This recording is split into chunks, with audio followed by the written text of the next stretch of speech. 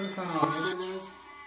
Bugün size Pervan Almuratov'un alışlayıcı adlı aydınlı akortlarını örgüzdüm. Akortlar 4 akortluydu. Aydının öz tonu C'den çalınan, C'den ayrılan. Ritmim halk aydın ritmi yalı.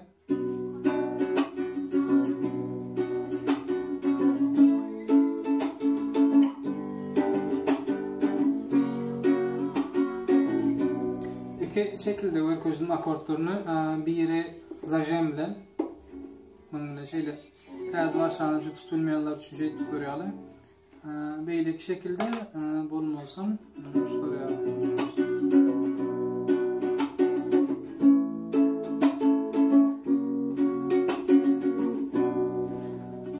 Video eğer gününüz yaran olsa ya da size biraz değen olsa like koymayı, kanalıma abone olmayı atın çıkarmayın. Bundan sonraki videolarda haysaydım akortları gerek olsa aşağıda okuman belli etsin. Sağ olun, görüşelim. Sağ olun.